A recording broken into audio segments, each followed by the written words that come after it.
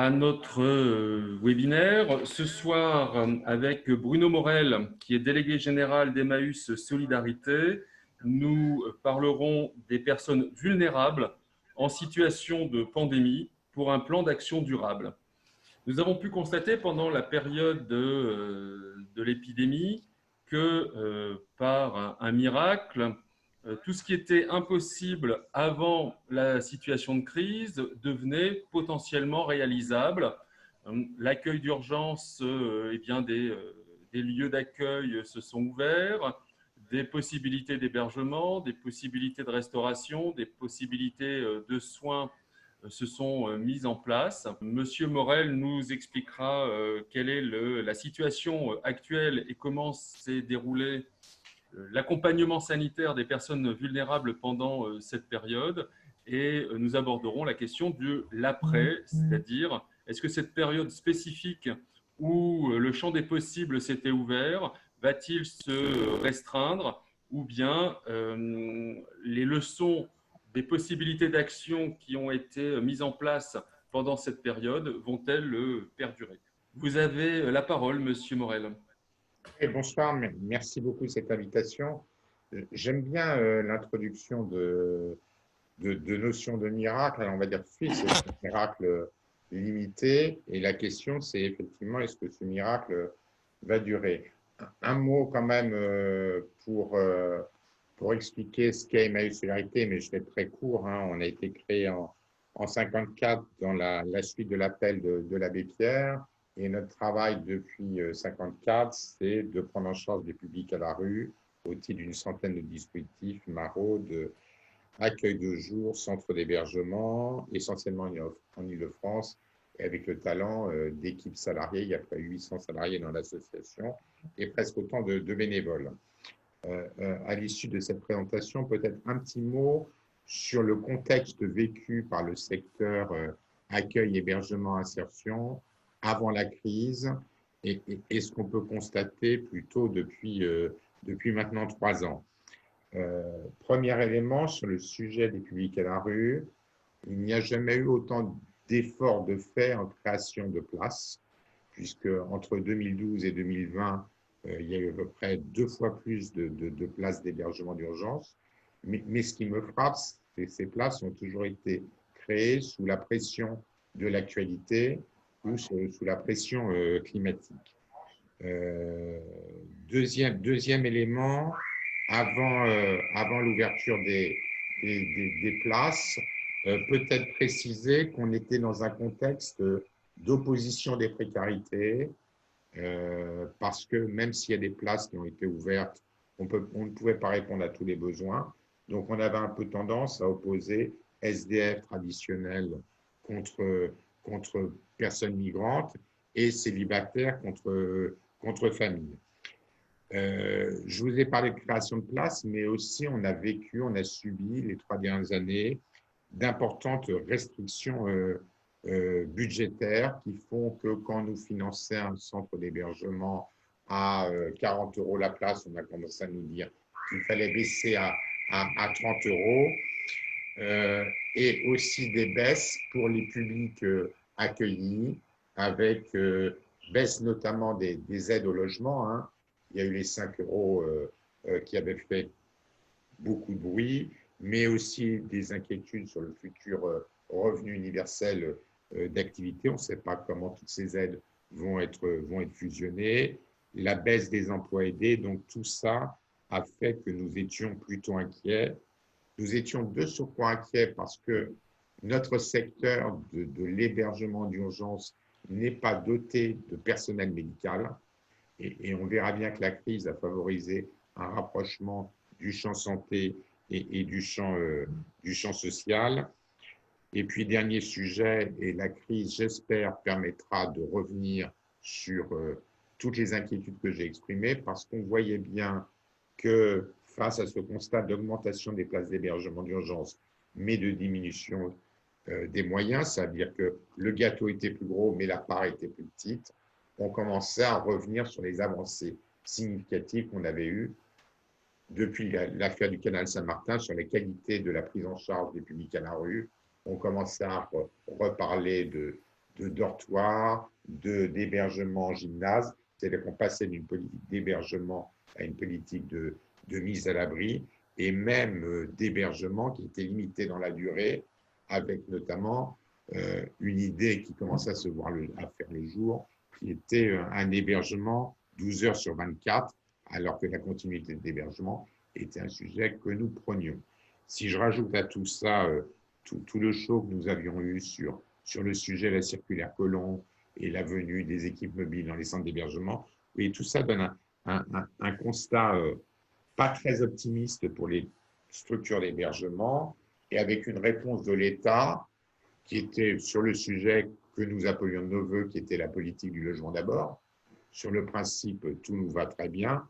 Pour autant, faut-il qu'il y ait assez de logements, et notamment de logements très sociaux. Et là, je renvoie aux publications que fait chaque année la Fondation Abbé Pierre sur l'état du mal-logement,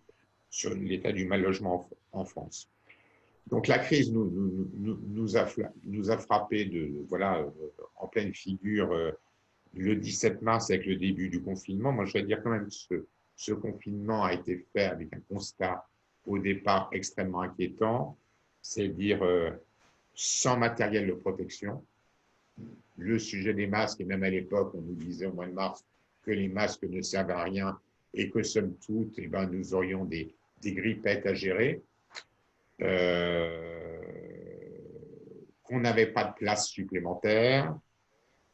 Et de surcroît, c'était encore plus inquiétant parce qu'au moment du début de la crise, et notamment les 2 dernières semaines de mars, avec le sujet des SDF qui avait été complètement oublié du plan d'urgence qui avait été en œuvre. Un exemple illustre, tous les sanitaires dans les grandes villes avaient été fermés. Donc, plus possibilité d'accéder aux toilettes publiques. Donc, notamment, on a agi de manière à ce qu'il y ait des réquisitions sur ce matériel. Et puis, si j'en rajoute sur le début de cette crise, avec un système d'autorisation administrative pour sortir, qui était un peu délirant, puisqu'on demandait à des gens de délivrer des attestations pour sortir de chez elles, alors qu'elles n'avaient pas de chez elles. Et on a vu notamment, alors heureusement ça s'est calmé, des amendes pleuvoir au début sur les SDF qui étaient à la rue, parce qu'ils étaient à la rue, parce qu'ils n'avaient pas de chez soi. Et puis avec une communication de l'État qui était plutôt particulière, mais qui était une communication générale, qui était, mais en fait, on ne sait pas grand-chose, il va falloir que vous adaptiez parce que tout ce contexte va être extrêmement évolutif. Et si on reprend le sujet des masques, on a bien vu qu'on est passé de « il ne faut pas de masques » à « il faut des masques ». Donc, il a fallu s'adapter. Alors, je ne veux pas dire que les associations étaient parties de rien, parce que moi, si je prends l'association que je représente, on avait commencé à travailler dès le mois de février, notamment sur la communication sur les gestes barrières, la création d'une foire question en interne sur le sujet, un site dédié sur comment on allait gérer cette crise, et évidemment un plan de continuité des activités.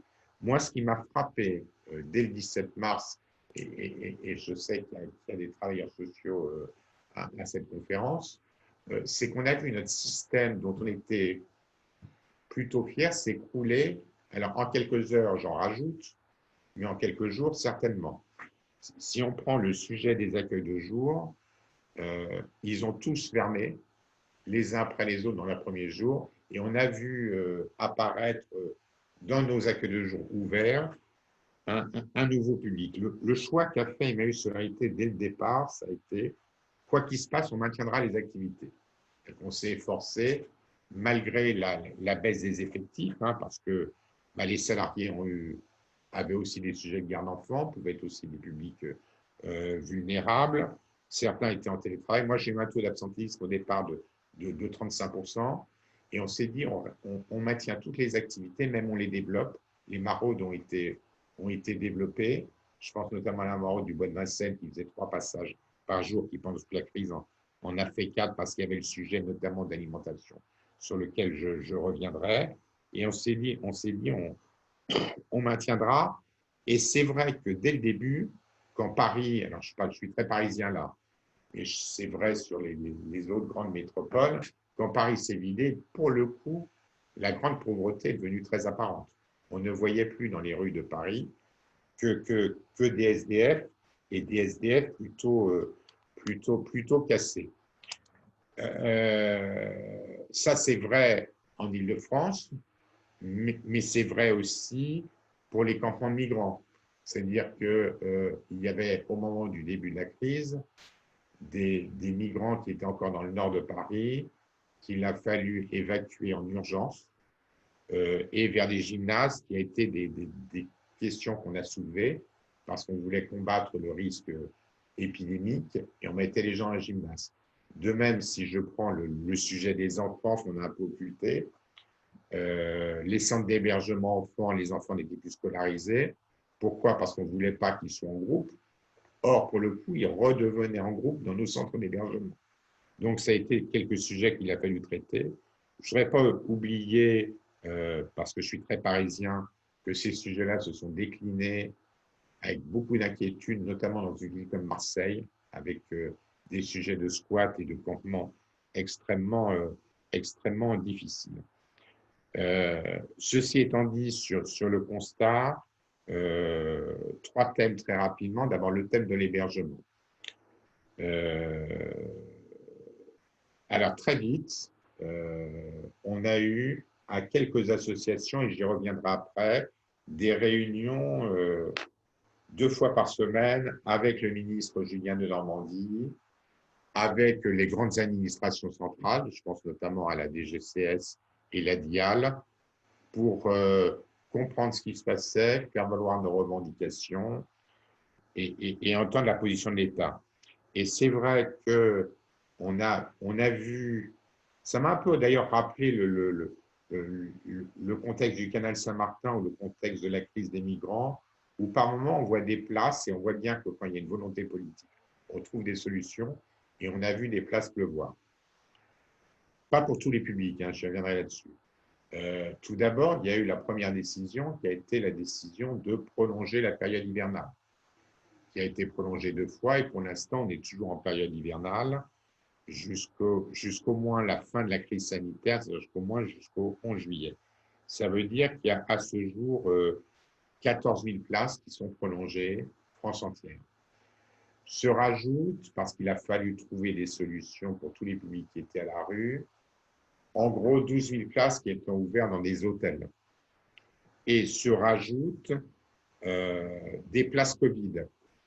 Parce que là, on a eu affaire à quelque chose d'un peu particulier, notamment sur les centres d'hébergement, où on nous a dit, bah voilà, dès que vous aurez une personne qui sera infectée, c'est simple, il faut que vous le mettiez en isolement. Sauf qu'on commence à parler des clusters. Moi, j'ai eu un centre d'hébergement qui a eu une trentaine de cas sur 200 places. Et même si on nous disait trouver une pièce pour desserrer et isoler les personnes, ça ne pouvait être que provisoire. D'où cette idée de création de centres Covid. Il y a eu à peu près je crois que c'est 90 centres Covid dans toute la France qui ont été créés pour une capacité de 3000 places. Alors, ils n'ont pas été totalement occupés, puisque je crois que le taux d'occupation a été de 30%, mais au moins c'était une sécurité. C'est-à-dire qu'on avait des personnes infectées dont l'état de santé ne nécessitait pas automatiquement une hospitalisation, mais nécessitait au moins qu'on les mette ailleurs de manière à ne pas propager une épidémie dans nos centres d'hébergement. Et c'est vrai que les centres Covid nous ont beaucoup aidés là-dessus, parce que notamment, ils ont permis qu'il n'y ait pas les propagations dans nos centres, et que pour le coup, il y avait du personnel médical qui nous fait défaut dans nos centres d'hébergement. Et tout ceci s'est appuyé aussi par la création d'équipes mobiles qui sont venues dans nos centres d'hébergement. Moi, je vais vous donner quand même 2-3 chiffres. Alors, même si ça ne paraît pas énorme, sur en gros 3700 places d'hébergement, nous, on a repéré quand même pendant toute la période du Covid 90 situations de personnes infectés qui ont entraîné une trentaine d'hospitalisations, une trentaine de centres d'orientation au centre Covid, 50 guérisons, mais 3 décès. Et les décès ont impacté, alors d'abord, outre le fait qu'il a fallu le gérer pour les familles des personnes concernées dans les circonstances qu'on connaît, ces décès ont concerné soit des personnes âgées, soit des personnes qui étaient à risque. Je pense notamment de personnes qui étaient atteintes de maladies chroniques. Donc, il y a le premier sujet de l'hébergement. On voit bien que des efforts ont été faits et se posera la question comment ces efforts seront prolongés. Le deuxième sujet qui nous a vraiment exposé en pleine figure, ça a été le sujet de l'alimentation, où on s'est aperçu que sous l'effet de la crise du Covid, des gens crevaient la dalle. Alors, pour plusieurs raisons. D'abord, il y a une première étape qui a été tout notre système d'organisation, de distribution alimentaire, c'est dans une première étape écroulé. Et puis après, ça a rebondi. Et nous, avec Emmaüs Solidarité et la Fondation Les Pierres, nous avons lancé dès le 17 mars un appel à dons en disant, parce qu'on supposait qu'il y aurait une crise d'alimentation, un appel à dons pour pouvoir acheter des tickets services. Ces tickets de service, ça nous a permis, nous, d'en distribuer 70 000 d'une valeur de 10 €. Ce qui était plutôt intéressant, je parlerai des publics après bénéficiaires, et l'État a rebondi sur cette idée en lançant un grand plan de distribution de tickets de service sur lequel je reviendrai tout à l'heure, sachant que le ticket de service, sur le premier volet, notre volet expérimental, on avait fait le choix qu'il soit 10 €. L'État a dit, moi, je ne ferai que 7 €. Et 7 €, c'est un peu dur pour couvrir les 2 repas. Et surtout parce que l'intérêt du ticket de service, c'était outre acquérir et donner une autonomie à des personnes qui étaient à la rue pour s'alimenter, ça permettait aussi d'acheter des produits d'hygiène. Troisième sujet, ça a été cette crise, elle a permis un formidable élan de partenariat, de mécénat, face au départ à une défaillance de la puissance publique, notamment sur les matériels de protection. Je vous l'ai dit, on a commencé la crise sans rien, on n'avait pas de masque, et on a vu qu'il y avait une solidarité qui passait via les entreprises, via les collectivités, via les partenaires qui disaient on va vous dépanner. Et on a énormément sensibilisé l'État sur le sujet. Il faut des masques. Alors après, il y a eu tout un débat sur le type de masque qu'il fallait.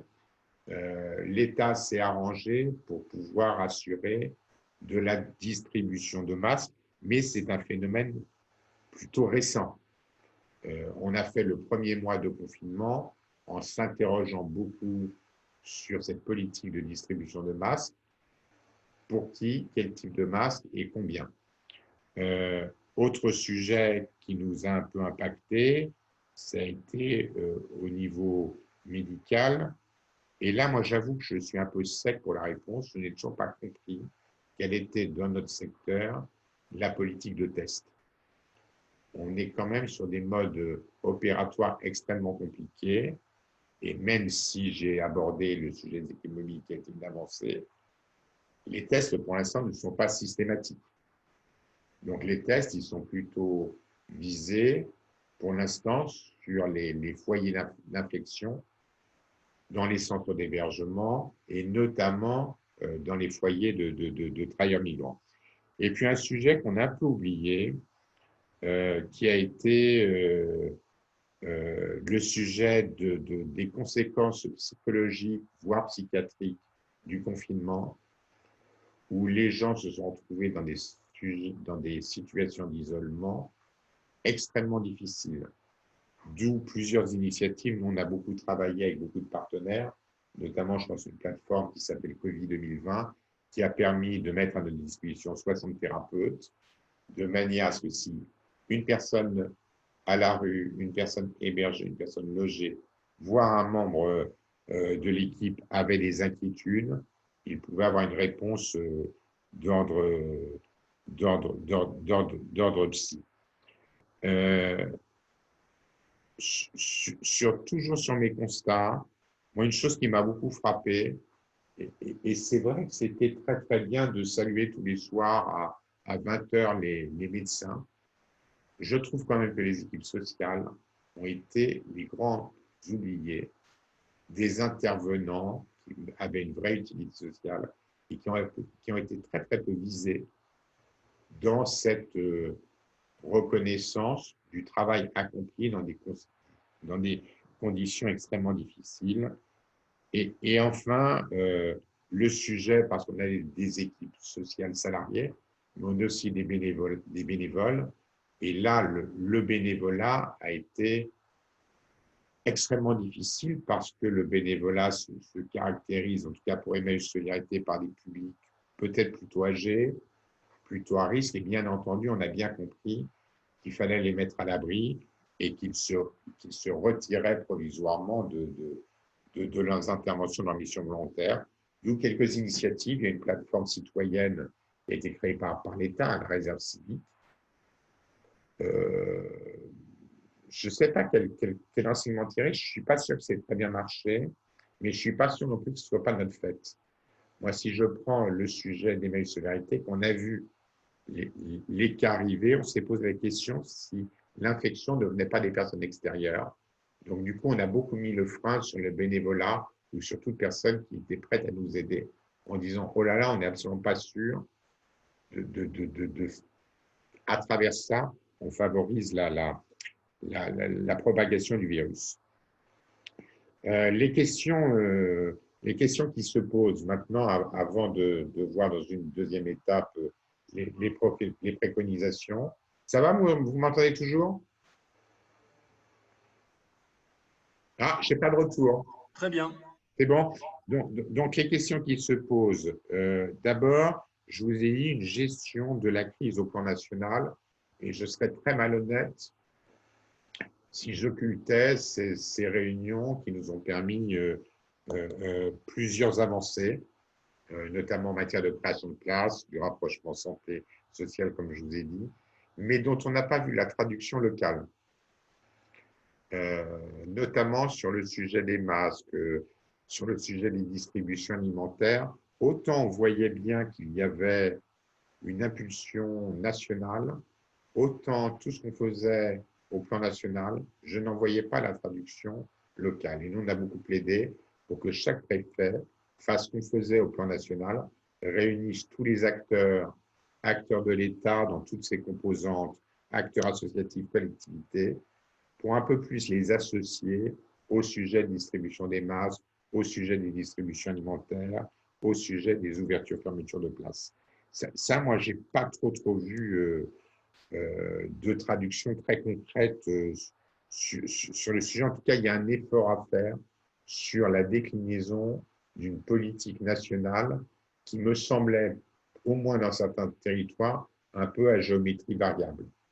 Notamment les propos de Julien de Normandie quand il nous a dit pour l'instant, toutes les places, elles sont maintenues jusqu'au 11 juillet.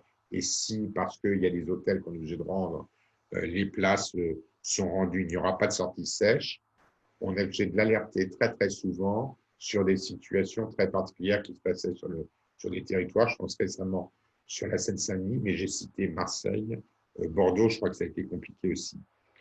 Donc, toute la question qui va se poser, c'est à l'heure actuelle, dans les grandes questions, c'est la pérennisation des places d'hébergement ouvertes, la transformation des places médicales, je pense que les centres Covid, le maintien des équipes mobiles, le travail qu'on doit faire sur le surcoût de cette crise, puisque cette crise a nécessité des dépenses immédiates par les associations. Je pense notamment le sujet basique sur les frais d'obsèques, les achats de visières, etc. La pérennisation, je l'ai dit, et le lien santé sociale. Un autre de mes sujets, ça va, je suis toujours dans les temps là? Oui, oui, c'est bien. Un autre des sujets sur lesquels je voudrais revenir, c'est le sujet des publics. Cette crise, elle a permis, et c'est bien, de mettre à l'abri des publics prioritaires. Je pense les familles. Quasiment du jour au lendemain, on n'a plus vu à Paris des familles à la rue. Nous, on gère un accueil de jour pour famille, il y en a 2 à Paris, on en gère un dans le 15e. L'activité s'est arrêtée, mais du fait d'absence de public, très très vite. Les SDF dits traditionnels, c'est-à-dire personnes célibataires, ont pu être hébergés, avec quelques réserves, notamment pour les migrants. Moi, j'étais très très inquiet sur les orientations qui ont été faites dans le gymnase, parce que je considérais que le gymnase ne pouvait être une solution provisoire, parce que le gymnase était un lieu de propagation de l'épidémie. Mais il y a eu des publics qui ont été un peu oubliés. Je pense notamment aux grands cassés, aux publics extrêmement vulnérables. En pleine période de crise, il y a le plus de places mobilisées. Nous, on gère des accueils de jour et des maraudes. Et à partir de nos accueils de jour et des maraudes, nous recensions 424 personnes sans solution. Et ce qu'on appelle les demandes non pourvues sur Paris via le 115, même s'il y a une chute des DNP, il y avait encore il y a quelques jours près de 2000 DNP par jour. Et l'autre public qui a été oublié et qu'on a vu beaucoup apparaître via le sujet alimentaire, ça a été toutes ces personnes qui étaient dans des logements donc à l'abri, mais qui se sont retrouvées en situation dramatique parce que la crise les a appauvris. Tous ces gens qui étaient logés, mais qui vivaient de petits boulots. Je pense notamment aux jeunes de moins de 25 ans sans aucun revenu, mais certaines personnes âgées où là, ça a été extrêmement compliqué. Maintenant, on a des questions pratico-pratiques qui se posent. Notamment, je pense aux accueils de jour. On est en déconfinement depuis un mois maintenant. Les accueils de jour ont ouvert. Mais de fait, avec le respect des règles de distanciation, cette fameuse règle des 4 mètres carrés, on voit qu'on diminue notre capacité d'accueil dans les espaces solidarité insertion, tous les accueils de jour. Et il n'y a pas plus d'accueils de jour qui ont ouvert. Donc, ça veut dire qu'on a de plus en plus un accueil qui reste, un public qui reste à la rue devant nos accueils de jour, parce qu'on est obligé d'appliquer une jauge qui fait qu'on ne va pas suroccuper nos accueils de jour. Donc, on fait des entrées et on fait des entrées limitées pour certaines prestations, parce qu'il y a des protocoles sanitaires qu'on est obligé d'appliquer. L'accès aux toilettes, l'accès aux douches est extrêmement compliqué. Je n'ai pas les moyens d'avoir une équipe dédiée qui va faire un passage de nettoyage qui va bien après chaque douche par une personne de la rue. Donc, c'est des questions qu'on se pose.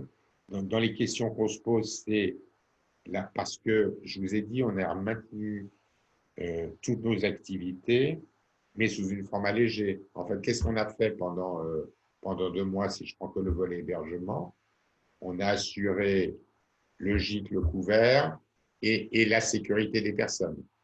L'accompagnement social, on l'a mis de côté, parce que même les administrations étaient fermées, mais tout ce qui était animation, atelier, a fermé. Or, reprendre ces activités me paraît fondamental, mais pour autant, il faut qu'on arrive à respecter les règles de distanciation et aussi l'interdiction des rassemblements de plus de 10 personnes.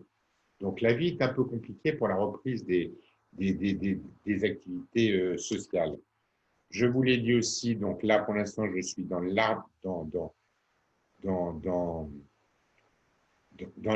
une interrogation sur la politique de thèse. Je suis dans une interrogation sur les masques, parce que même si le sujet des masques, des gels, etc., est géré, et c'est une bonne nouvelle, et l'État s'engage à nous en distribuer, le seul problème, c'est que je n'ai aucune visibilité sur combien de temps vont nous tenir les distributions. Moi, la crise, j'ai intérêt à anticiper.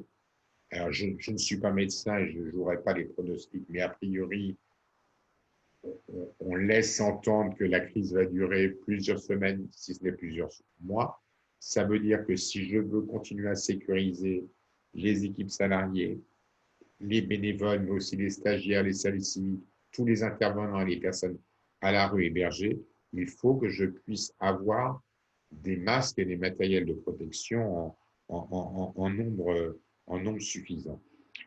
Avant d'aborder dans la deuxième partie les propositions, deux petites précisions sur ce que propose l'État à l'heure actuelle. En fait, l'État nous dit, pour l'instant, on maintient tant qu'on est en période de crise sanitaire, donc jusqu'au 11 juillet, donc il va y avoir du court terme, et qu'il va falloir se battre sur la pérennisation des places. Julien de Normandie avait annoncé en début de crise qui pérenniserait a priori 50% des places hivernales, ça en fait déjà 7000. Mais comment on va compenser les places en hôtel, la transformation des centres Covid, et ça sera un formidable échec de remettre des personnes à la rue, en tout cas d'où c'est impossible. D'où l'idée du deuxième temps du gouvernement et de travailler notamment sur une relance du logement d'abord. Il faudra savoir quelles sont ces conditions parce que cette crise, elle a montré aussi une baisse des taux de rotation chez les bailleurs sociaux et elle a montré une limitation de la construction. Donc, avant qu'on puisse sortir les produits de type pension de famille, de type intermédiation locative ou de type logements sociaux à coût abordable, il va falloir du temps. Donc, je pense qu'il va encore falloir créer des SAS entre la sortie de l'hôtel et l'entrée dans le logement d'abord. Il va falloir qu'on soit inventif et qu'on crée des dispositifs temporaires. Et puis moi, je fonde tous mes espoirs sur une annonce du gouvernement, et c'est une annonce positive, où ils nous disent qu'ils vont relancer le plan d'humanisation. Écoutez, j'ai vraiment envie d'y croire, parce qu'on a bien vu que toutes les restrictions budgétaires qui ont impacté la qualité de la prise en charge, on les a prises en pleine figure avec la crise sanitaire. Il ne faut surtout pas qu'on reparte sur des centres d'hébergement de type mise à l'abri, dortoir, etc. Et puis pour une conclusion sur cette première partie, moi je voudrais, si vous me permettez, saluer l'implication des salariés, des bénévoles, qui malgré la réduction des effectifs et la lutte quotidienne pour la recherche de masques, de gel, de visières, etc., se sont mobilisés pour maintenir toutes les activités pendant la crise sanitaire que nous venons de vivre dans le cadre du confinement, mais qui va continuer dans le cadre du déconfinement. Je vous remercie.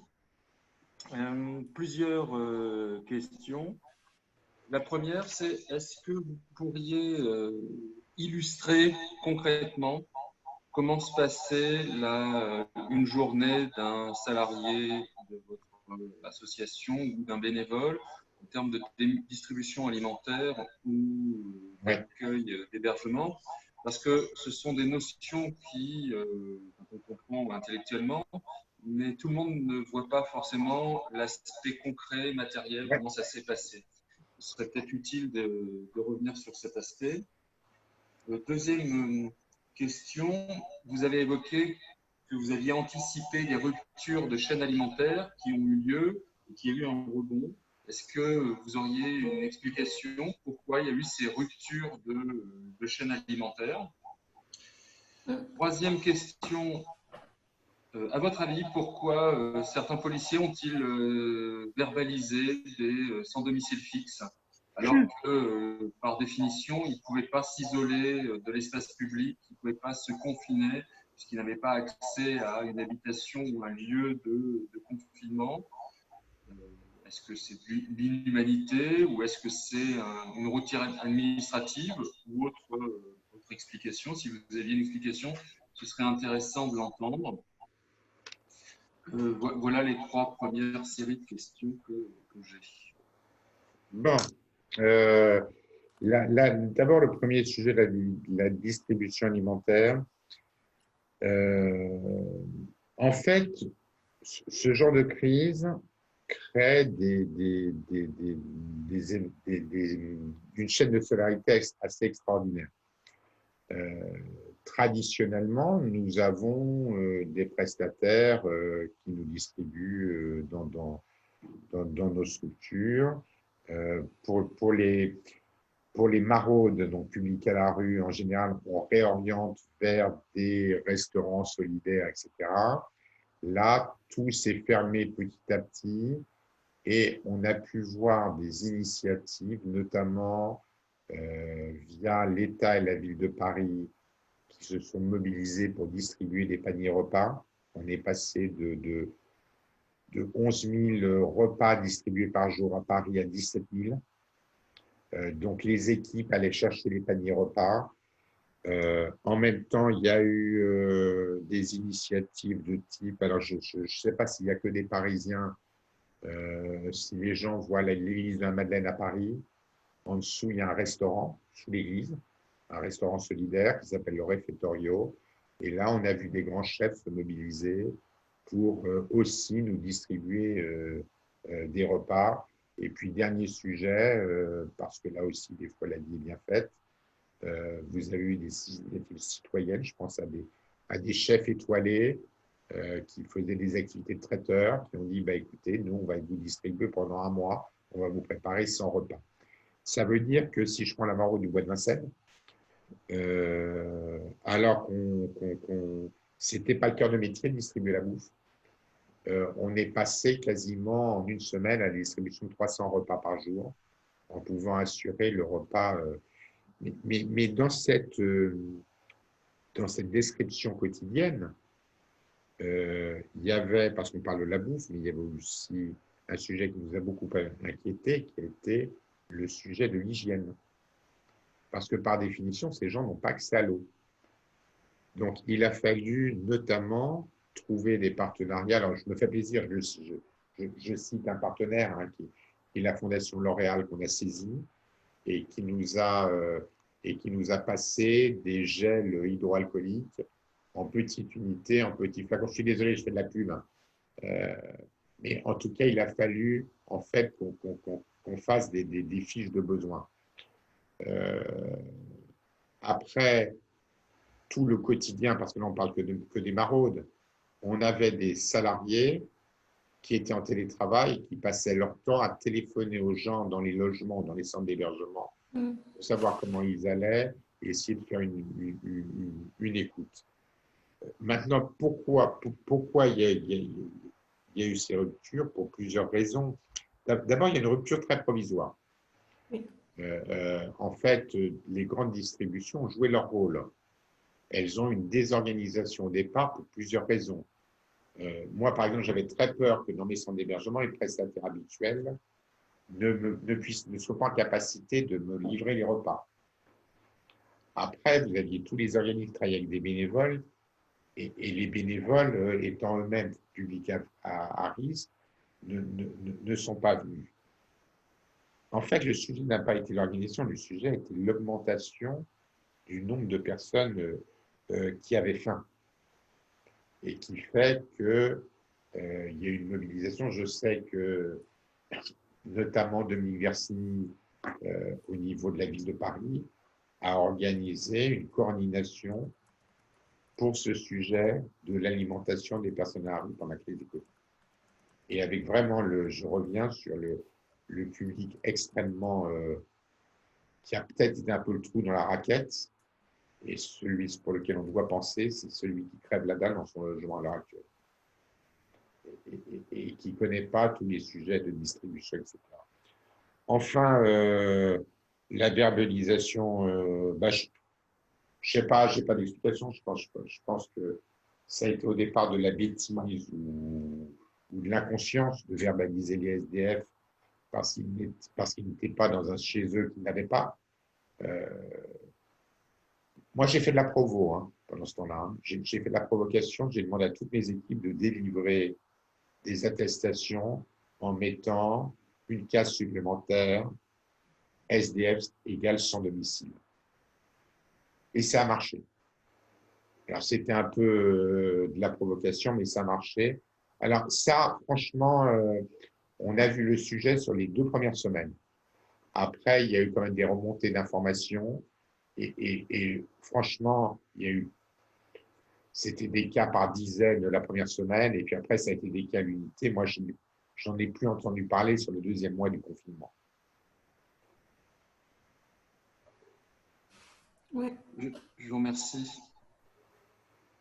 Oui. Pour rebondir sur l'alimentation, ça a été effectivement une augmentation énorme en fait des demandes des personnes. Et donc moi, travaillant pour un département, on travaille pour les familles.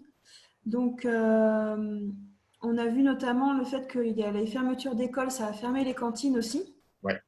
Et alors là, c'était l'hécatombe. Enfin, les personnes me disaient, nous, on est dans une ville où les tarifs sont très très bas au niveau de la cantine. Et les personnes disaient, normalement, je paye 50 € par mois. Et là, autant dire que ce n'était pas 50 € de frais alimentaires qu'elles avaient par mois. Donc, elles ont demandé énormément d'aide alimentaire. Et aussi, moi, je travaille sur 2 quartiers. Il y a un quartier un quartier prioritaire avec quasiment que des minima sociaux.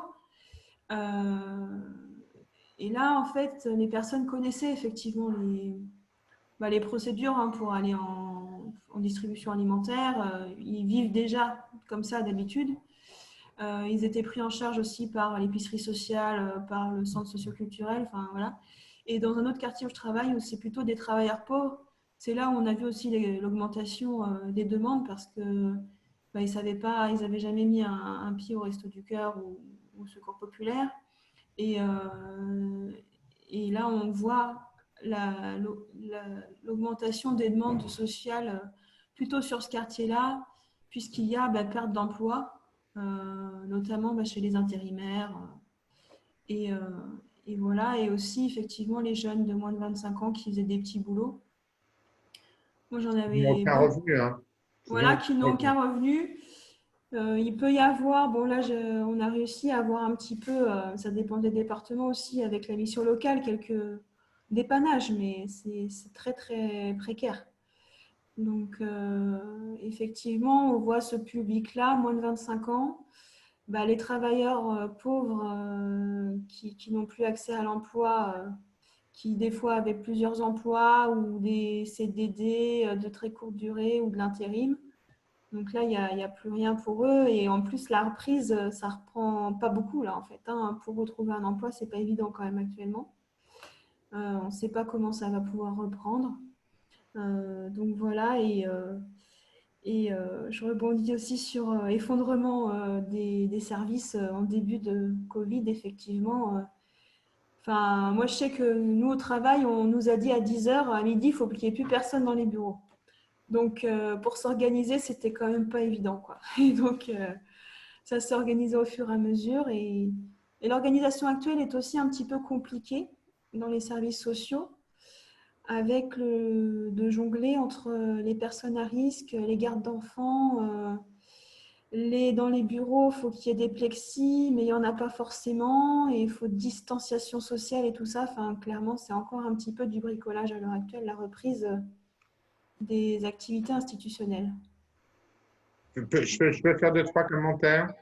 Bien sûr. D'abord, effectivement, je ne l'ai pas évoqué, mais ce type de cause sur l'alimentation, la conséquence des fermetures des écoles et le non-accès à la cantine scolaire, il y a certaines communes où les gens ne participent qu'à 40 centimes d'euros le repas.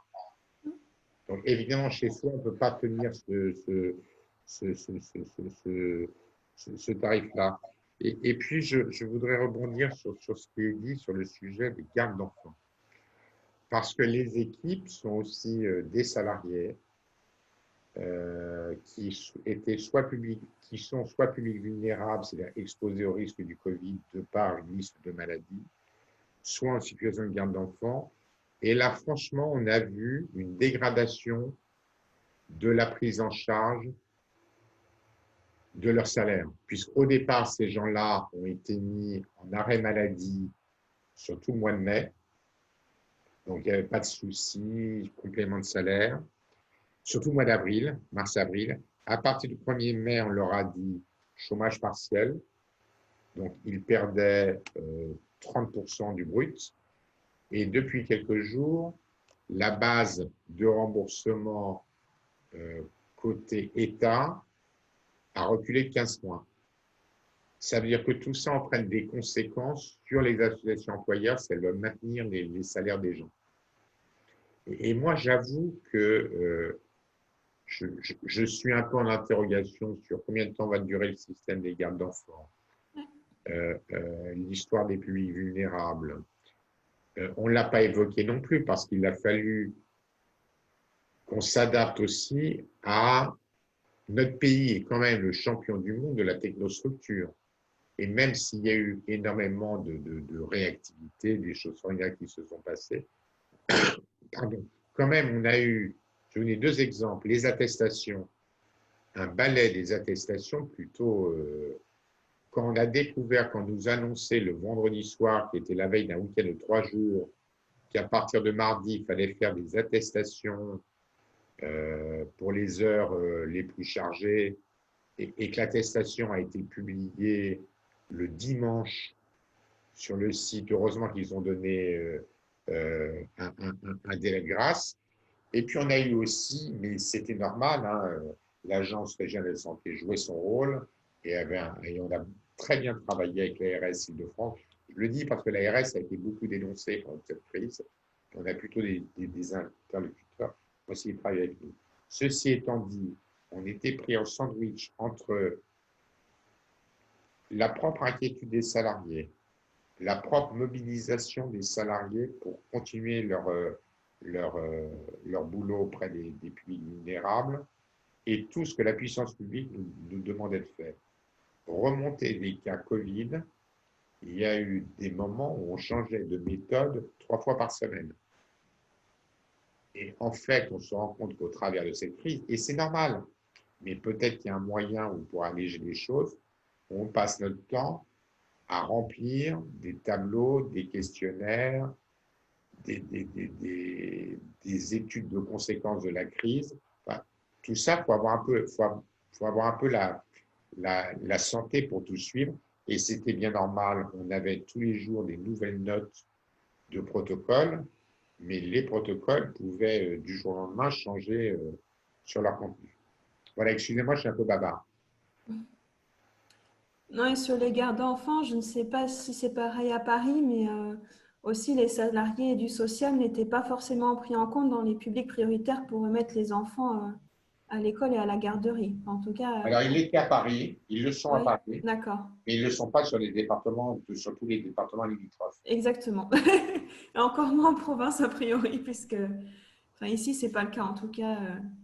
Et autant dire qu'avec des équipes de travailleurs enfin, de travailleuses sociales uniquement quasiment dans.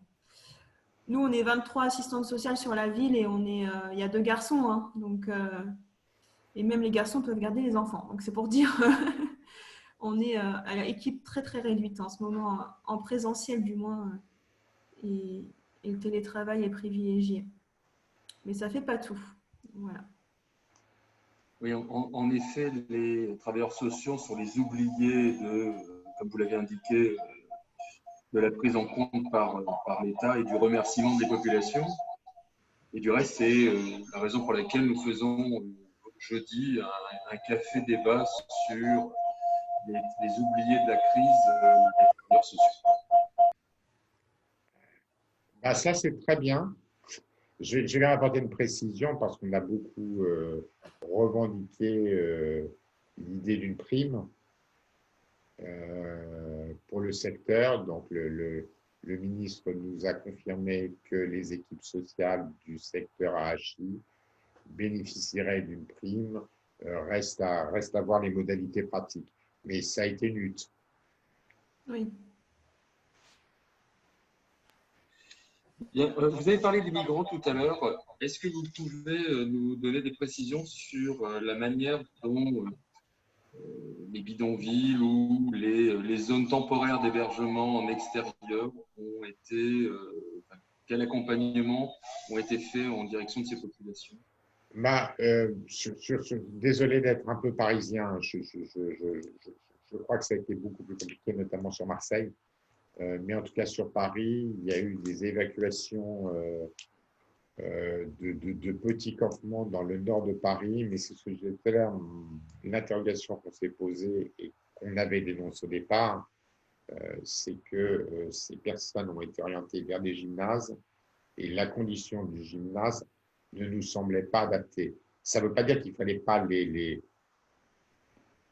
qu'il ne fallait surtout pas les laisser dans la rue dans ces conditions indignes. Hein. Je ne veux pas qu'on se méprenne sur mes propos. Mais en tout cas, la solution de ces orientations en gymnase ne peut, selon nous, être que très temporaire. Et ça fait partie notamment des propositions que l'on fait de manière à sortir très, très vite les personnes des gymnases. Vous savez, dans toutes ces crises, on voit bien que face à une insuffisance de nombre de places par rapport aux demandes, la solution gymnase est très souvent la solution la plus vite proposée, parce qu'évidemment, elle vide un espace public, elle donne au moins un toit minimal, mais en tout cas, elle ne peut pas se prolonger. Merci. On pourrait peut-être aborder la question des propositions. Ouais. Donc, alors les propositions, on les a travaillées au sein d'un collectif qui s'appelle le collectif des Nations Unies, qui regroupe un peu moins d'une quarantaine de structures de l'hébergement et du logement accompagné. Donc, on a proposé plusieurs propositions. Tout d'abord autour des remises à la rue et de l'accueil inconditionnel. Donc, ce qu'il faut impérativement, c'est qu'on prolonge toutes les places qui ont été ouvertes. Ça veut dire qu'il faut développer un plan territorial qui va permettre une évaluation de chaque personne, parce qu'évidemment, si elles sont hébergées et qu'on les oriente quelque part, il faut bien connaître leur situation. Donc, si on les a mises à l'abri, il faut qu'on ait évalué les sociales et qu'on prenne leur situation. Je pense notamment aux personnes qui sont dans les hôtels, pour lesquelles il faut impérativement des équipes sociales dédiées, de manière à ce qu'on puisse ouvrir les droits des personnes.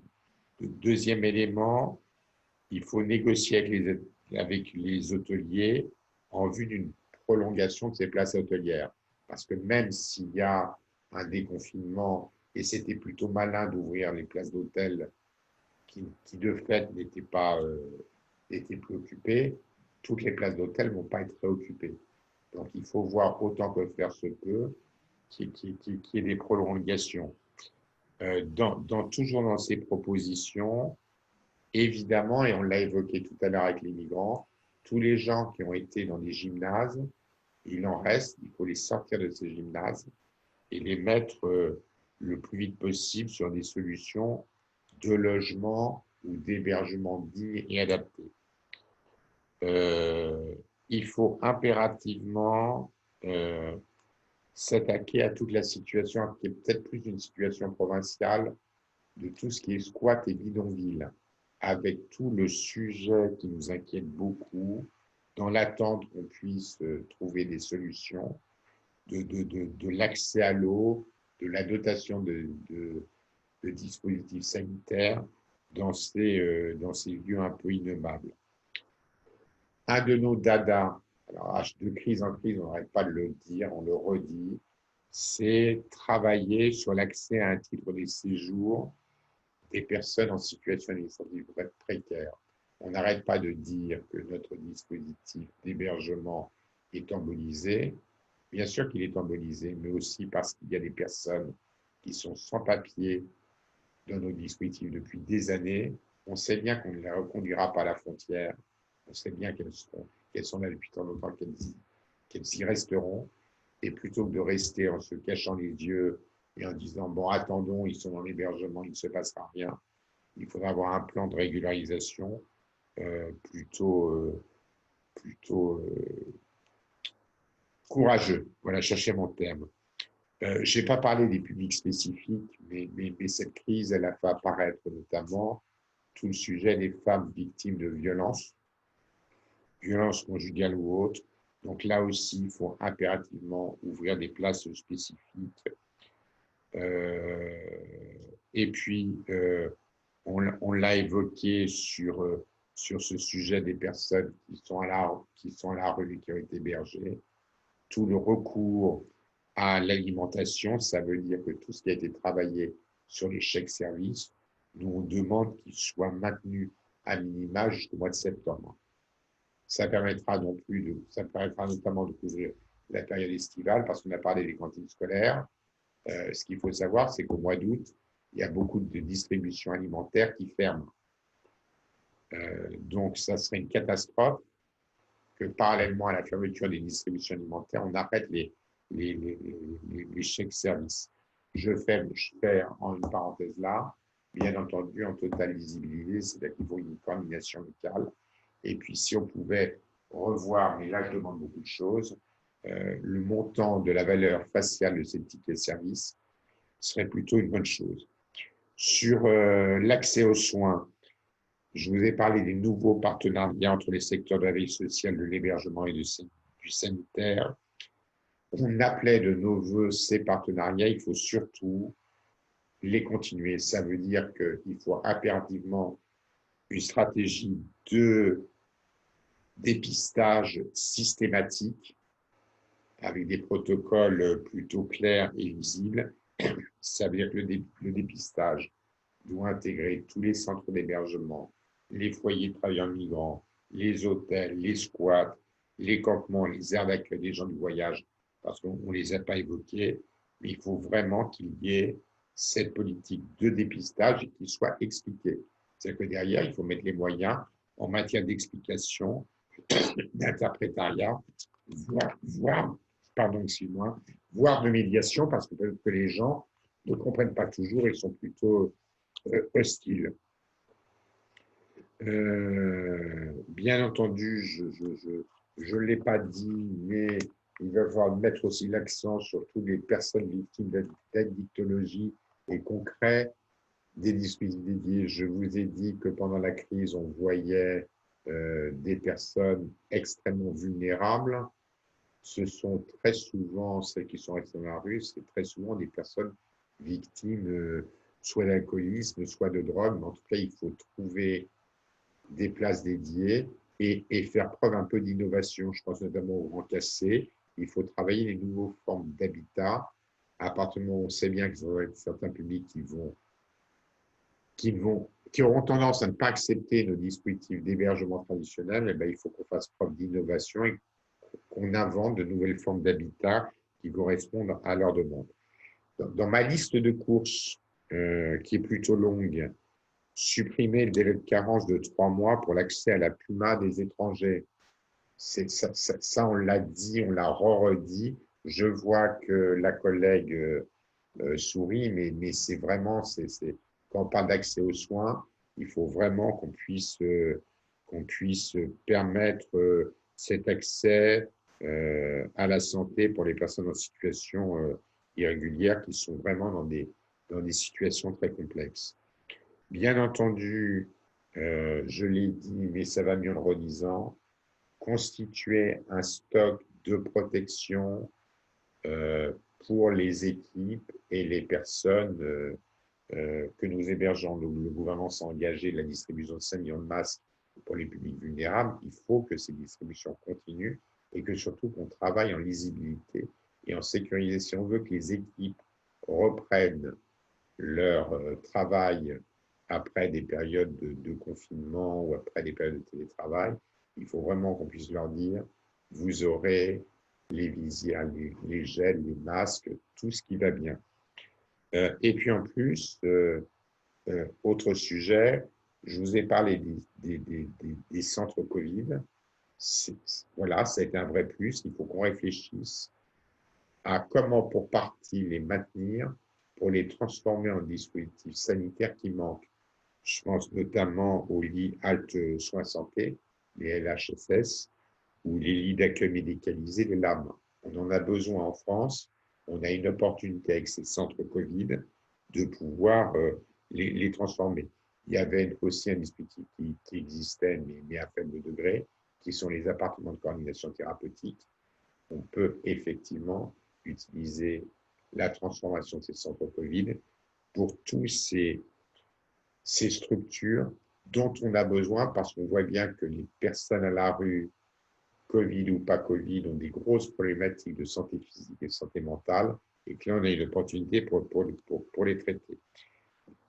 Voilà, ça c'était tout cet aspect-là. Un autre aspect, c'est tout ce qui tourne autour des plans d'humanisation, des accueils de jour, des centres d'hébergement et de tout ce qui est logement d'insertion. Donc ça veut dire qu'il faut qu'on réinvestisse sur des structures en chambre individuelles qui se substitueraient à cette orientation qu'on avait à des chambres collectives pour des prétextes d'économie budgétaire. Donc, en gros, pour être caricatural, non au dortoir et oui aux chambres individuelles. Ça veut dire que la crise alimentaire, ça va, je ne suis pas trop long? Non, je vous en prie. Ça veut dire aussi que la crise alimentaire qu'on a vécue a fait apparaître, avec le sujet des titres-services, que les gens peuvent s'acheter de la nourriture et faire eux-mêmes leur repas. Donc, ça veut dire qu'il faut travailler sur des petites chaînettes individuelles ou des plans de travail partagés, des laboratoires, de manière à ce que les gens puissent se faire eux-mêmes leur repas en toute autonomie. À tout ceci se rajoute un investissement indispensable sur l'informatique. Le confinement a fait apparaître des besoins d'informatique, suivi de la scolarité des enfants, rupture de l'isolement. Là, on a eu des magnifiques partenariats, je pense notamment à Emmaüs Connect, qui a permis de nous donner des ordinateurs, parce que sinon, les gamins, ils ne continuaient pas leur scolarité. Donc, l'humanisation est très, très importante. Maintenant, on a tout le sujet de la prévention des impayés, des expulsions locatives et réaliser, assurer le droit au logement. Donc, ça veut dire les associations, on est très, très attachés à ça, donc revenir sur toutes les économies sur les APL, l'histoire des 5 €, revenir là-dessus. De toute façon, même le gouvernement avait attesté que c'était une bêtise. Donc, on a l'opportunité de revenir sur ces restrictions sur l'APL, mais aussi créer un fonds national d'aide à la quittance. On sait bien qu'il va y avoir des impayés. Il va falloir couvrir ces impayés. Moi, pour vous donner un exemple, sur un dispositif qui s'appelle les pensions de famille, qui regroupe notamment toutes les résidences sociales, j'ai vu pendant la crise du Covid une augmentation en un mois de 40% des incidents de paiement partiels ou totaux. Donc, on voit bien que la chute des revenus, et c'est ce que disait Madame tout à l'heure, c'est qu'elle a bien vu des publics qui, avant, bricolaient sur leurs ressources, avaient des petits boulots, des histoires de garde d'enfants, de gardiennage, etc. Il y avait une économie qui fonctionnait grâce à ça, ils assuraient leur indépendance. Là, cette indépendance est perdue.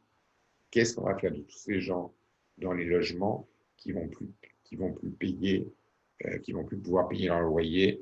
Bien entendu, mais ça va mieux en le disant, mettre un terme aux expulsions locatives sans relogement, renforcer les moyens. Alors, si on met un terme, ça veut dire qu'il faut qu'on renforce les moyens des préfets pour indemniser les propriétaires, hein, puisqu'il ne s'agit pas de pénaliser les propriétaires. Et je l'ai dit, je le redis, revaloriser, donc annuler les coupes de 5 € sur l'APL, les mesures de désindexation. Ça veut dire qu'il faut revaloriser très, très vite les aides au logement.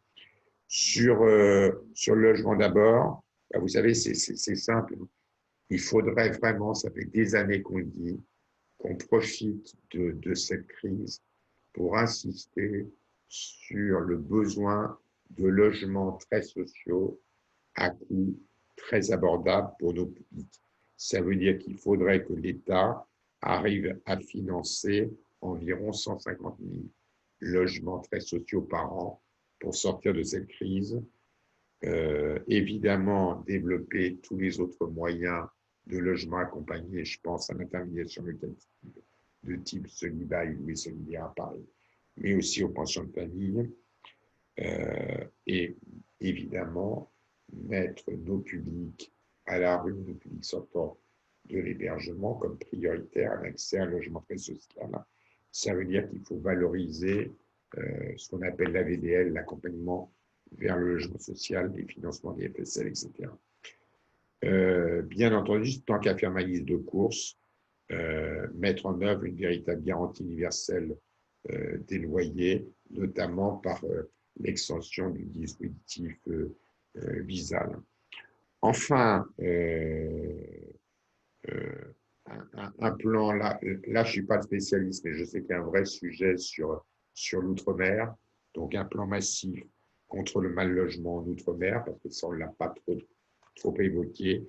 Et puis le dernier axe, et je ne veux pas prendre trop de temps, qui serait de lancer une politique ambitieuse de lutte contre l'habitat indigne et de rénovation des passoires énergétiques.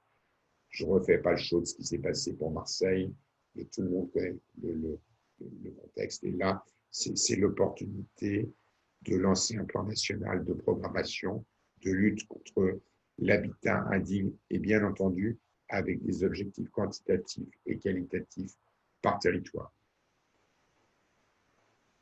Alors, je vous remercie. Vos propositions soulèvent de nombreuses interrogations.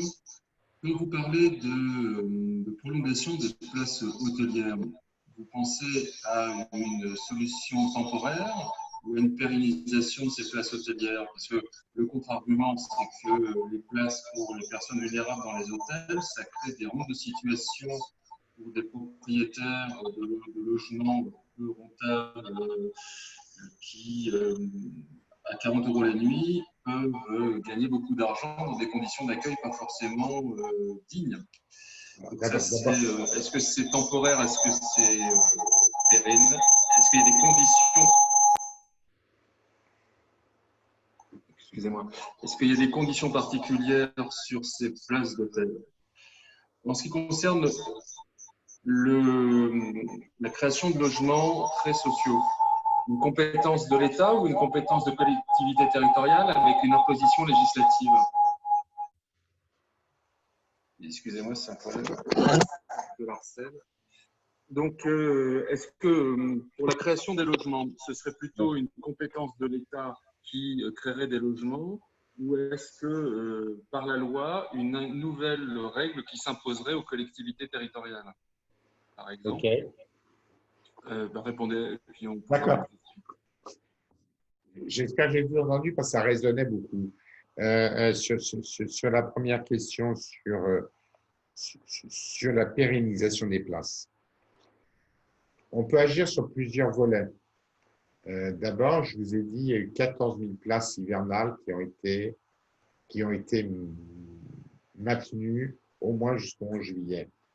Le gouvernement s'est engagé au départ en disant on pense en maintenir 7 000. Je pense qu'il faut porter l'effort d'une manière beaucoup plus importante. Sur le sujet des hôtels, bien entendu, je ne cherche pas du tout à faire le chiffre d'affaires des hôteliers. Donc, évidemment, il y a une analyse. Ce que j'essaie de faire comprendre, et là, je comprends plutôt la politique, c'est, voilà, on a mis plein de gens à l'abri, mobilisons le logement d'abord. Sauf que le temps que ces logements sortent de terre, le temps que les pensions de famille, tout ça, il faut des mois, si ce n'est des années. Et on voit bien que le système, il est un peu bloqué. Donc, pour les hôtels à coût abordable et à qualité d'hébergement plutôt satisfaisante, pourquoi pas les prolonger pour autant que ce soit possible? Maintenant, charge à nous de trouver des solutions SaaS de manière à ne pas bloquer non plus ces hôteliers parce qu'il y a une activité touristique qui va partir, on l'espère. Donc, entre la sortie et l'entrée dans du logement. Donc, il va falloir qu'on invente et qu'on continue à travailler sur ce qu'on appelle le logement intercalaire. Alors, j'ai une autre casquette, je suis responsable d'une association qui s'appelle La File, qui regroupe les bailleurs sociaux et les associations franciliennes. Et nous, on a beaucoup travaillé sur ce qu'on appelle le logement intercalaire qui permet de mobiliser des solutions foncières temporairement disponibles le temps de faire des travaux. Par exemple, un immeuble est libre, qui était un immeuble de bureau, on sait qu'il va être transformé en logement social dans 2 ou 3 ans. Pourquoi? Et c'est ce qu'on fait d'ailleurs sur tous les plans hivernaux. et toutes les associations ont un vrai savoir-faire pour ça, on l'utilise temporairement et on le transforme en hébergement d'urgence. Voilà, c'est ce genre. Et vous savez, on est face à une crise qui mérite qu'on ne s'interdise aucune innovation pour autant qu'on ne nous réponde pas, qu'on ne retombe pas dans les travers qu'on a pu connaître dans une période, c'est-à-dire on gère une crise et après on passe à autre chose. Et dans l'autre chose, je ne l'ai pas dit, il y a quelque chose qui m'inquiète, c'est qu'on risque d'avoir un plan canicule. Et on va avoir cet été peut-être 2 crises qui vont se cumuler, une crise climatique plus une crise sanitaire. Et là, je vais vous dire, on va s'amuser. Mais voilà, j'en ai un peu rajouté. Sur votre question par rapport aux logements très sociaux, moi, je pense qu'à partir du moment où le gouvernement s'est engagé dans une politique de logement d'abord, c'est à lui de fixer des objectifs, quitte à ce qu'il fasse des clés de répartition entre les communes, mais c'est à l'État de s'engager sur la construction de 150 000 logements sociaux par an. On a le même sujet sur l'hébergement. Je suis toujours très surpris qu'il n'y ait pas, à l'heure actuelle, des engagements suivis par collectivité sur la base d'instructions de l'État. Si on prend ce qui s'est passé sur la crise des migrants en Allemagne, pourquoi elle a été plutôt bien gérée, cette crise en Allemagne en 2015? C'est parce que l'État fédéral avait dit Hollande, vous devez ouvrir tant de places par région. Et bien, on devrait faire la même chose. Mais pour moi, avant tout, ça doit venir de l'État qui fixe une politique d'accès au logement très social. Après, on a tous nos responsabilités. C'est-à-dire que on doit aussi continuer les associations à expliquer ce qu'on fait quand on ouvre des dispositifs de type pension de famille, expliquer ce que c'est, montrer qu'il y a de l'accompagnement, montrer que les dispositifs se passent bien. Donc moi, je crois beaucoup, même s'il y a un État régalien qui donne les règles, après un pilotage copartagé entre tous les acteurs.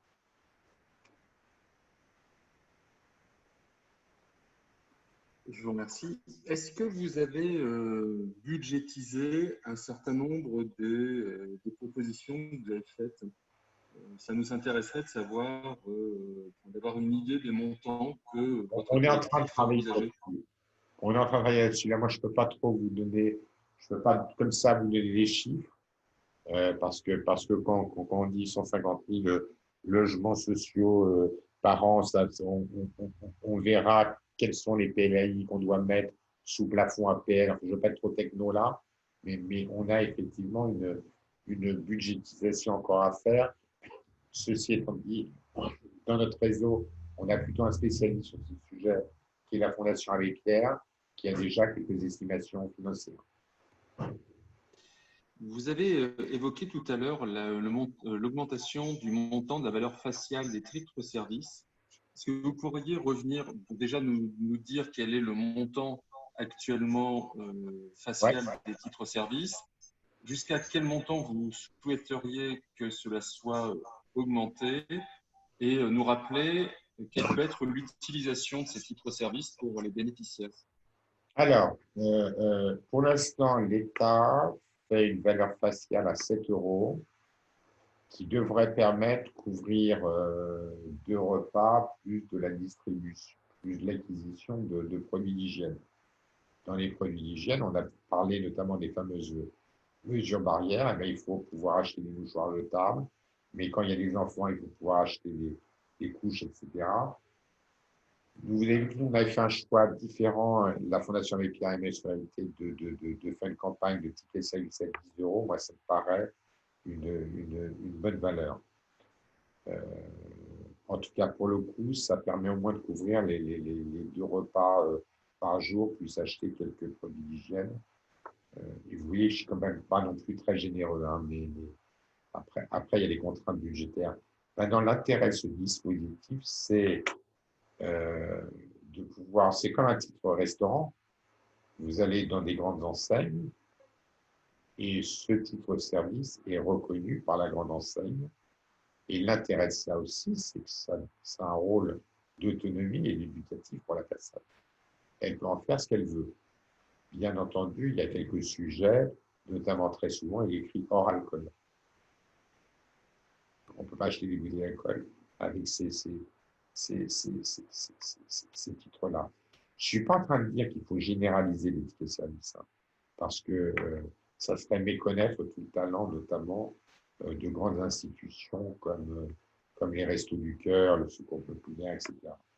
Mais ça veut dire que dans une période de crise comme celle qu'on vient de vivre, ça permet de couvrir des difficultés à pouvoir assurer ces missions de distribution alimentaire. En tout cas, moi, j'y crois beaucoup, moi, jusqu'au mois de septembre.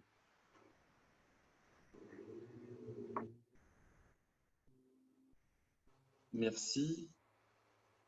Vous aviez indiqué de renforcement de politiques d'aide et d'accueil pour les personnes en situation d'addiction. Est-ce qu'il s'agirait de développer des... excusez-moi, j'ai un problème de micro.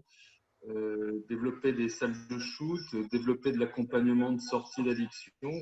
Est-ce que vous pourriez préciser les politiques envisagées, les grands cassés en situation d'addiction? Merci. Vous savez, alors je n'interdis rien. Enfin, je n'interdis rien. Je pense qu'il faut qu'on expérimente tout. Nous, on avait fait une expérimentation plutôt intéressante qui était l'utilisation, la possibilité d'usage d'alcool dans une forme d'accueil de jour. Mais pour autant, on avait un addictologue qui était présent.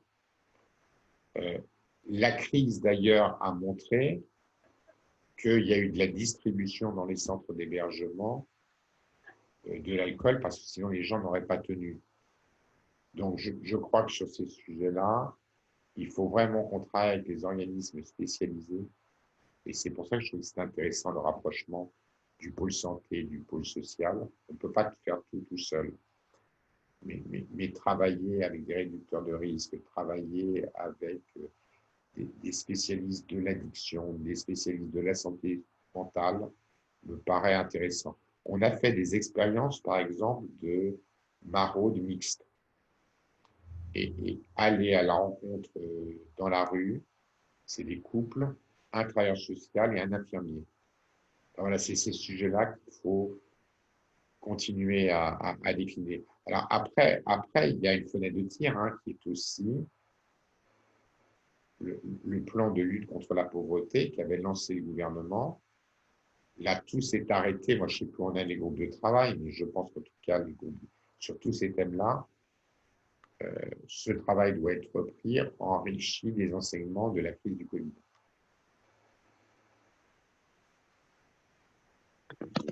Merci. Alors moi, j'ai une dernière question. C'est en ce qui concerne les besoins informatiques. Est-ce qu'il s'agit de faire une dotation informatique pour les personnes en situation de vulnérabilité? Est-ce que ce serait plutôt de doter les associations ou les centres d'hébergement? Est-ce que ce serait renforcer les espaces publics numériques qui sont en passe de devenir des maisons de la médiation numérique? Selon quelle modalité? On me dit qu'il faudrait renforcer la formation à l'utilisation. Par quel vecteur envisagez-vous cela? Alors, ça résonne quand je parle ou ça résonne que chez vous? Ben, vous n'entendez plus du tout. Ça résonne partout. Ah bon, ça résonne partout, donc je vais essayer de parler très lentement. Premier sujet, vous avez raison, c'est le sujet de la formation. Il faut accompagner les gens, et là, excusez-moi, on est un peu dans la famille Emmaüs, et Emmaüs Connect, qui est nos cousins, a développé des programmes éducatifs sur l'accès à tout ce qui est numérique et l'explication. Moi, je crois beaucoup aussi au développement de tous les cyberespaces qu'on peut avoir dans nos structures, que ce soit accueil de jour, que ce soit centre d'hébergement, que ce soit pension de famille. Pour autant, alors ça peut être en accès libre, mais ça peut être aussi en accompagnement. Et là, le recours au bénévolat peut être un formidable atout, sachant que c'est pas facile à l'heure actuelle de dire je ne comprends pas, je ne comprends rien à l'informatique, je ne sais pas utiliser un ordinateur parce qu'on passe tout de suite pour une bille. Donc, c'est tout le talent des bénévoles que d'accompagner ça. Après, il y a ce qu'on appelle le PIN, le passeport numérique. Il faut qu'on continue à faire ces formations-là pour les publics à la rue. Et puis enfin, il y a tout le sujet du matériel. Alors, on voit bien que c'est très compliqué pour l'État d'assurer nos frais de fonctionnement. Les investissements, c'est aussi un peu compliqué. Donc là, je pense qu'on peut lancer des grands partenariats avec des grandes enseignes du secteur de manière à avoir des outils numériques. Quand on voit tout ce qui a pu être fait, avec des structures comme Idekits ou comme Emmaüs Connect, pour une fois, on a eu très très vite de la distribution de matériel informatique. Il faut qu'on reste là-dessus. Mais ça veut dire que peut-être qu'effectivement, il faut qu'on intègre dans nos projets sociaux de tous nos établissements un plan numérique. Nous, au niveau travail social, vu qu'on était en télétravail et qu'on l'est encore pour beaucoup, on a pu effectivement voir un problème soit de l'accès au numérique ou surtout de ne pas savoir utiliser. Parce que des personnes à qui on disait simplement ben, je peux faire une aide sociale, mais il faut une photo de votre carte d'identité, un document justificatif ou voilà, ils ne savaient pas envoyer par mail ou par MMS. Donc ça a été voilà, une rupture aussi qu'on a pu constater, à l'inverse des personnes qui pouvaient, enfin, des personnes ont montré aussi leur degré d'autonomie qui était en fait beaucoup plus élevé qu'on pouvait le penser. Donc, c'est pour ça qu'il fait des cyber. voilà. C'est pour ça qu'il fait des cyber partout. Et il y a aussi, on ne l'a pas évoqué, il y a par rapport à ce que vous évoquez, madame, c'est créer de plus en plus de coffres-forts numériques pour les personnes à la rue. Oui.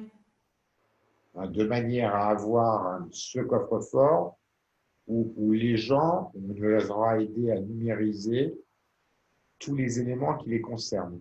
D'autant plus qu'à la rue, ils sont très souvent victimes de vol, violence qui fait qu'on leur vole leur papier personnel. Bien sûr.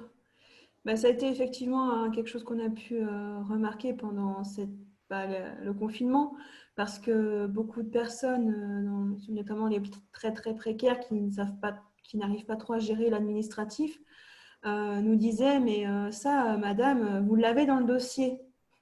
Sauf que le dossier était au bureau et moi j'étais chez moi, donc voilà, si on est amené à nouveau à vivre ce genre de période, on va devoir effectivement numériser, je pense, pas mal les documents. Ouais. Il va falloir déjà qu'on équipe tous nos personnels en matériel portable. Alors, exactement. Bon, moi, je suis sur mon téléphone personnel, hein, donc je vois très bien de quoi vous voulez parler. Donc, avec des usagers qui ont mon numéro de téléphone personnel maintenant, qui m'appellent à des horaires pas possibles et tout ça, mais bon, effectivement, c'est une question qu'on va avoir dans la collectivité parce que bah, on avait nos téléphones personnels. J'ai la chance d'avoir l'ordinateur du travail, mais ce n'était pas le cas de toutes mes collègues et ça pose la question. On a pu voir aussi avec les professeurs hein, qui ont dû travailler sur leur équipement personnel de manière assez intensive. Il faut qu'on lance un grand plan d'investissement dans le secteur.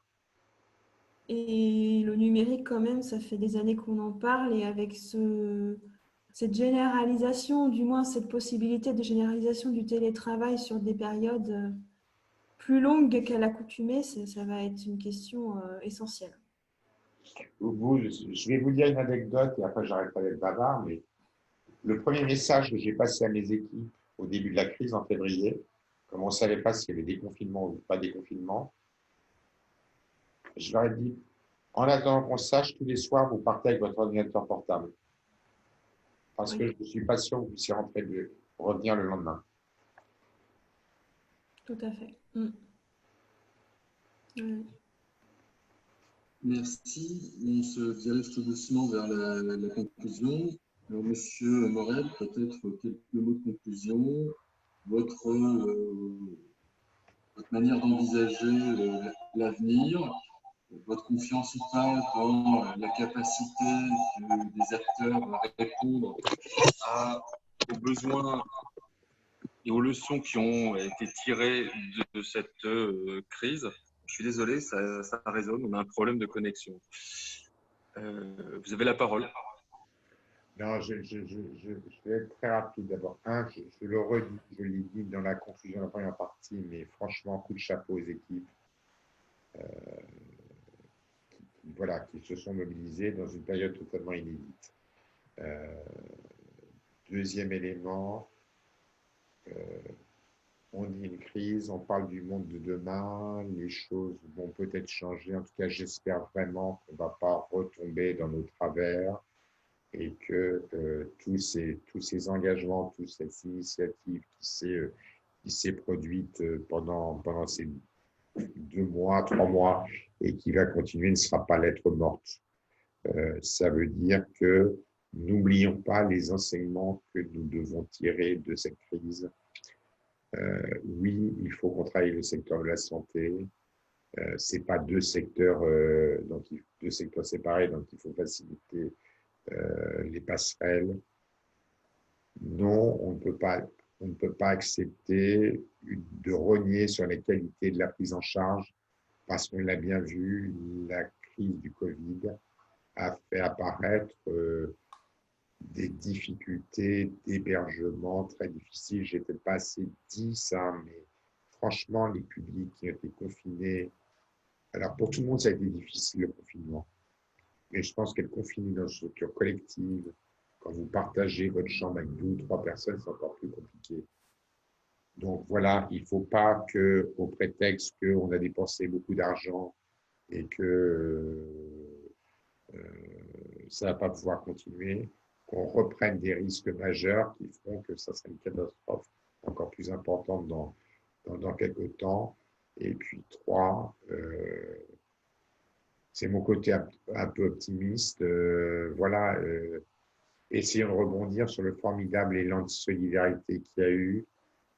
Notamment, on a vu cette crise a montré tout le poids des associations, mais montre aussi qu'on ne peut pas travailler sans les initiatives citoyennes, militantes et quelques beaux partenariats et mécénats avec un monde qui nous est plutôt inconnu pour l'instant. Je vous remercie beaucoup pour votre intervention et votre analyse de la situation. Donc, je vous invite à nous rejoindre jeudi pour discuter des éternels oubliés, donc les travailleurs sociaux avec les différents secteurs. Il y en a plus de 27 qui composent l'ensemble des travailleurs sociaux. Donc, pourquoi ont-ils été oubliés? Comment faire pour mettre en avant leur action indispensable auprès des personnes vulnérables, comme ça a été rappelé tout à l'heure. Je vous remercie. Au revoir. Merci à vous. Bonne soirée.